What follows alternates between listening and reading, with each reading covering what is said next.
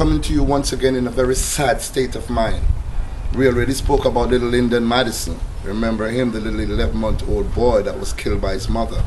But ladies and gentlemen, what is really happening in my beautiful parish known as Annata Bay St. Mary? My God, we have lost another beautiful young lady. Her name is Brittany Mighty. Now, Miss Mighty was a beautiful young lady. She just graduated from the UTech High School. She have done great things with her life easily. She have gone through college and she have done the right thing. But she was, guess what, hooked up with some unscrupulous kid. A kid that probably was not aware of himself or even understand the level of his capability. He probably didn't even go to school, and he saw or felt threatened by her achievement, because that could be the only reason why you would want to take a beautiful girl's life away like that. She was a beautiful young lady, and I know she's an inspiration for a whole lot of other young ladies. But please, I want you to take a book from Little Brittany's pages from Little Brittany's book. Little Brittany did everything that she did right. Sure, she tried to find a mate and fall in love. She did that right. But she trusted someone that didn't really care about her as an individual or even care about her great achievement. And he killed that poor little girl. Now, ladies and gentlemen, up to recently in the Tower Hill area, another beautiful young lady, she was only 14 years old. She was grabbed, snatched, and picked up in a car with some guys. And then she was sodomized, raped, and strangled, and her body was thrown from the vehicle. Ladies and gentlemen, what is happening to my beautiful country, Jamaica? We told each other to be your neighbor's keeper. We told each other to look out for each other. Yet still not even one person gave an eye out and even called the police for the license plate of that vehicle. We don't know who did that to that poor little 14-year-old little girl. And then recently, just in Almontown, another beautiful little baby boy was almost 5 years old, and he was shot and killed. Can you imagine, ladies and gentlemen, what is happening in our beautiful country? He was getting ready to go to school. His grandmother had him making that porridge with that pimento leaf. I seen it. And then all she heard was gunshot, and the poor little 5-year-old kid was shot one time in the eye and the other in the stomach from the back. Ladies and gentlemen, I felt tears in my eyes. And guess what? The grandmother was also shot. Carrying that little baby in her arms, she fell in the middle of the street, suffering from gunshot wound. The baby died in her arms. Ladies and gentlemen, I'm appalled by what is happening. We need to stop this. We need to get back to our spirituality. We need to speak with the Almighty God, one-on-one, not a third party. Speak to him. Ask him to come down and help you, because he's the only one that can redeem you. Get back to your true sense of spirituality. Today, I'm here with a brother that is doing great, tremendous things with his life. And that is the reason I want to highlight him on this program, so that other youngsters can take a picture out of brother Devon Lindsay's book. Devon Lindsay, welcome to the program, my brother. It's a pleasure being here. You're from a great research and strategy group. Could you tell us where that is really? Well, Research and Strategy Solutions Limited is a market and social research company. Yes. We do all types of market research for the universities, for corporate companies, for government agencies. What we do is gather statistical information that is used as data to implement and to plan and to develop different programs or products or initiatives. Beautiful. That is wonderful, because the thing that I know that you're working on now is this all-island thing that's going to go Caribbean. Right. Could you explain that? Because I'm not too versed. I met with you with one meeting, but I'm not as versed. Could you explain it to my the worldwide tube of what your intents are? The genesis of that, the name of it is Island Waves. Island Waves, right. Roll-up. The genesis of that came about because being that I've been in research for so long, and I've been a part of different organizations that have gone into different communities and trying to develop youth through empowerment programs and educational initiatives and all of that. I recognize that right now in Jamaica, not only Jamaica but worldwide, youth seem to be disenfranchised and disillusioned by the powers that be, in terms of the institution that should have been there to have structure set up that youth can benefit from. So as an individual who is civic minded and patriotic, I decided that I would have played my part based on the fact that growing up I I associated with different people from different levels, and I recognize that a lot of youth, they are marginalized because of lack of opportunities and lack of support. So being that I grew up among them and I have been exposed to different levels, I said to myself I'd use my experience and my exposure to lift up these youth in a way that will help them to get to the next level. Now, all up in now, before you get to the next level there, with that great wealth of information, I want you to go back to your humble upbringing so that we can know exactly how you climb up the ladder of success. Let's bring us back to the nitty-gritty before. Well, Who's Devon Lindsay? Devon Lindsay, when I was growing up, I went through the formal education system, went to primary, junior high school, I passed for Kingston College, and then after leaving Kingston College, I went to the Institute of Management and the University of the West Indies. Wow. And during that process, I recognized that although I was pursuing academics, most of my knowledge came from being on the street. Okay. Right? So I was involved in some way, not in a way that would cause me to be incarcerated or in the police hands, but I was there among them. I was there among You're the guilty youth. by association, Right, so to speak. yes, You don't have to be doing anything. Right. So that also gave me a different level of growing, and what that did, based on these type of relationship, it gave me another way of life, right? So that way of life, plus the fact that I grew up in a proper home, in a nuclear family, and but that didn't stop me from being involved, from doing things, from getting involved with different situations and circumstances. But that helped me to develop in a more rounded person, so I was able to adopt and identify with different persons from different spectrum. Yes. Right. So growing up now, I became a professional, and then I work with different organizations, work with managing directors, work with diplomats, all of that. But I recognize that my calling was not to serve a man, but to serve the people. Right? So therefore, I recognize that the energies, the synergy that I had developed growing among different youths and into different communities, that helped me now to be more focused and to be more vigilant in trying to achieve my calling, my true calling.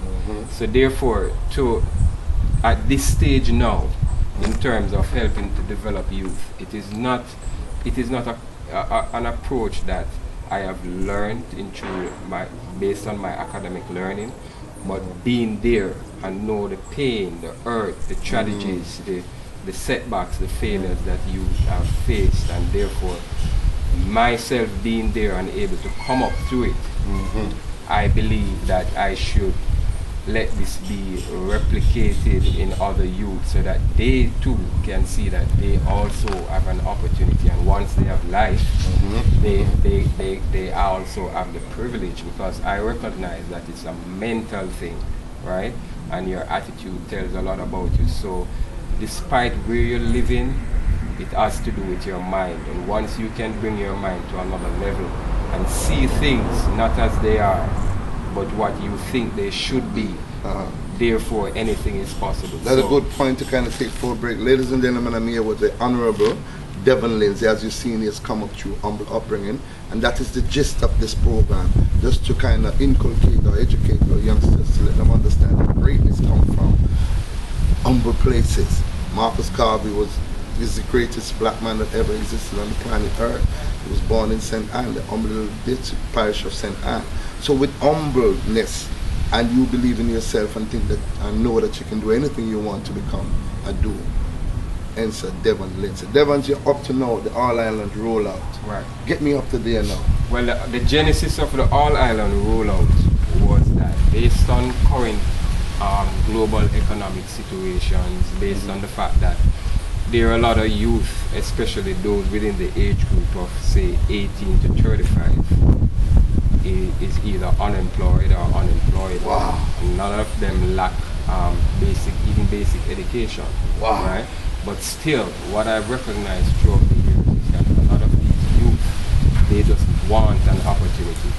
You understand? And therefore, a lot of them, because of lack of exposure in the system, they believe that they are a little reluctant in terms of what they can accomplish. So therefore, I bring this program to them on the basis of using entertainment. And why entertainment? Entertainment is a form of social interaction. It allows persons to really express themselves because it is natural. Yes. Right? So that now brought me to the point now where I said, let me bring this to the communities, and we looked at how would we approach the community. So therefore, we go through the different community-based organizations and we ask them to mobilize the community youth. Now the community-based organizations are usually the youth clubs or the community development committees or the NGOs. So we go through them and we get the youth into a talent search situation. Now the talent search is for 2 months, 8 weeks. It's already started. It has already started. It is sponsored, and it is a collaboration between us here in Jamaica and Bahamas. So why Bahamas? Because the relationship, the network that I've built throughout the years, and Bahamas have a similar economic situation with ours. However, they have also persons who have like faith, like me, who believe in the empowerment of youth.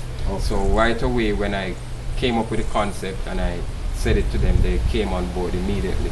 So what has happened during that process, we have begun to interact and interface with the different communities, bringing the communities together, telling them what it's about, getting them engaged. So we actually roll out the program the 13th of February, which is Ash Wednesday, next week, Wednesday. Exactly where is it going to be? The first event is going to be in Fletcher's Land. Now what is going to happen is that we are going to be going into the different communities, right? To spread the news that youth can become a part of it. Now what is going to happen after we have selected the persons who have qualified, right? We bring them into what we call a business incubator system where we teach them how to manage business. We teach them about etiquette, we teach them about grooming, all of that, right? Now after that process is completed, we have a grand finals in Bahamas, and after the grand finals we put them under a 3-year management contract.